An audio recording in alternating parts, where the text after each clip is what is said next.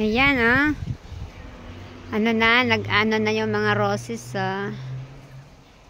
Dumami-dami na, oh.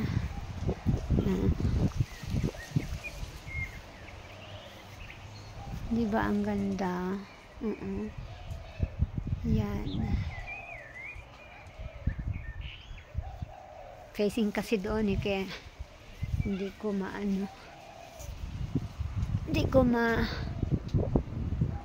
kuhaan ng maayos kasi nasa ibabaw. Ayun, yung crab apple namin sa labas, oh. Taas na. Sa labas at sa loob, bulaklak. Puro bulaklak. Ine. Rose, dumami na. Nagpungpong na, oh. Grabe, pungpong ng pungpong, oh.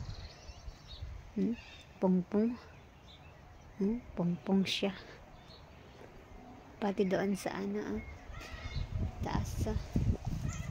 Wait, di ako makadaan kasi, oh, ito, oh. Oh. Suong na lang ako, suong. Sorry, dami, oh. Pati dito, ang dami. Grabe dami dito, bay.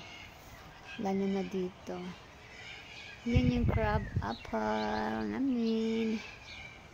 Yan. Ay, naaplakan po yung ano, bulaklak. Lagot ako ni Donilo. Wait. Pasok, ano, suong ako. Suong.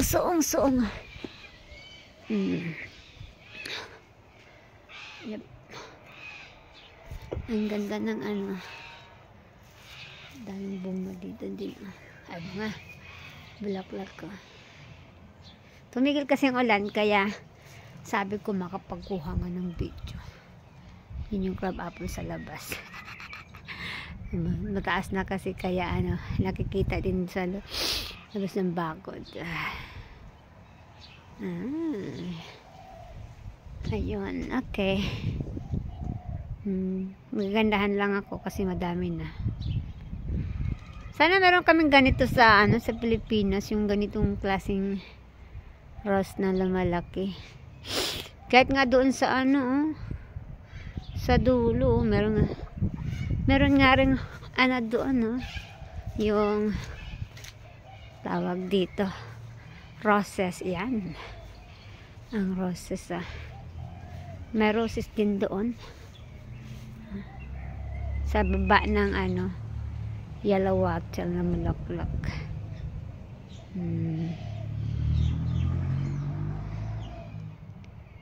Ayan. At ayan, ito din, ah. Nang ano na rin, ulan ng ulan lagi, kaya medyo ano, hindi maganda. Paghapon natutulog talaga yan. Pero mali, wrong timing kasi yung video ko dahil ulan nga kanina. Hindi ako makapag-video.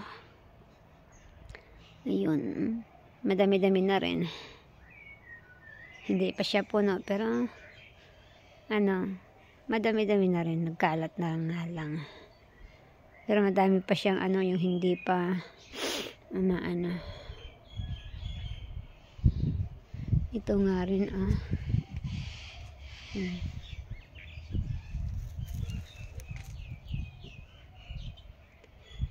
Ayan.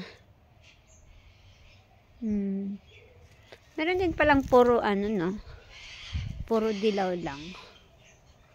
O, dalawang klase yun. Wala na, nangalaya na. May yellow at puti. Alright. Tatlo palang klase to dito. Isang violet. Nalalaya na. Isang yellow. Yan, yellow. Sa gitna, yellow. Ito, yellow. At isang puti and yellow. Okay. Alright.